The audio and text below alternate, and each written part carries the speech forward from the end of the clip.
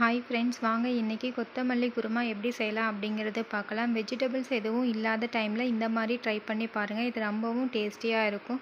இட்லி தோசை கூட வச்சு சாப்பிடும்போது மிகவும் சுவையாக இருக்கும். வாங்க ஃப்ரெண்ட்ஸ், வீடியோக்குள்ளே போகலாம். வீடியோக்குள்ளே போகிறதுக்கு முன்னாடி சிவி பிளாக்ஸ் சேனலை சப்ஸ்கிரைப் பண்ணிக்கோங்க அண்ட் பெல் சிம்பிளை கிளிக் பண்ணிக்கோங்க. வாங்க இப்போது தேவையான இன்க்ரீடியன்ட்ஸ் என்னென்னு பார்க்கலாம். பெரிய சைஸ் ஆனியன் கட் பண்ணி எடுத்துக்கோங்க. கூடவே தக்காளி 1 கட் பண்ணிக்கோங்க. பச்சை மிளகாய் காரத்துக்கு ஏற்ற மாதிரி எடுத்துக்கோங்க. கருவேப்பிலை ஒரு கொத்தமல்லி ஒரு கைப்பிடி அளவுக்கு எடுத்துக்கோங்க. கூடவே துருவன தேங்காய், உடைச்ச கடலை, பட்டை, சோம்பு எடுத்துக்கோங்க. வாங்க இப்போ எப்படி செய்யலாம் அப்படிங்கிறது பார்க்கலாம். குக்கர் நல்லா ஹீட் ஆனதுக்கப்புறம் தேவையான அளவு ஆயில் ஆட் பண்ணிக்கோங்க. ஆயில் நல்லா ஹீட் ஆனதுக்கப்புறம் கடுகு ஆட் பண்ணிக்கோங்க. கடுகு நல்லா பொரிஞ்சு வந்ததுக்கப்புறமா கட் பண்ணி வச்சுருக்கிற ஆனியன் ஆட் பண்ணிக்கோங்க.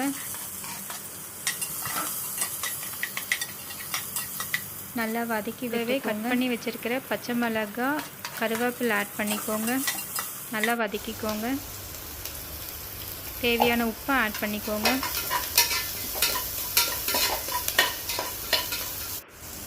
கூடவே கட் பண்ணி வச்சுருக்கிற தக்காளி ஆட் பண்ணிக்கோங்க. ஆட் பண்ணிவிட்டு நல்லா வதக்கிக்கோங்க.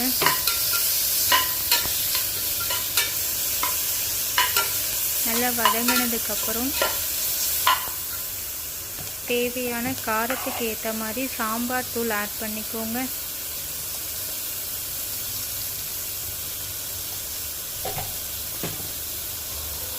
கூடவே மஞ்சள் தூள் ஆட் பண்ணிக்கோங்க.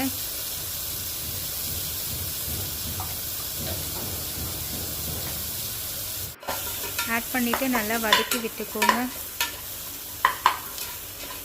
கூடவே கட் பண்ணி வச்சுருக்கிற மல்லித்தழையை ஆட் பண்ணிக்கோங்க.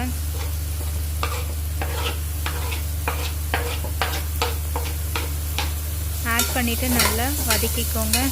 நல்லா வதங்கினதுக்கப்புறம் கூடவே ஃபைன் பேஸ்ட்டாக அரைச்சி வச்சுருக்கிற மசாலா ஆட் பண்ணிக்கோங்க.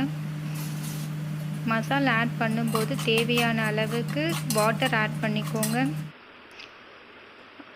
உடைச்ச கடலை ஆட் பண்ணியிருக்கிறங்காட்டி கொஞ்சம் குருமா கெட்டியாக ஆகிடும். ஸோ தேவையான அளவுக்கு வாட்டர் ஆட் பண்ணிக்கோங்க.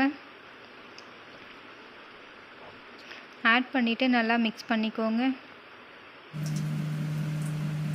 நல்லா மிக்ஸ் பண்ணதுக்கப்புறம் குக்கர் மூடி போட்டு ஒரு 2 விசில் விட்டு எடுத்துக்கோங்க.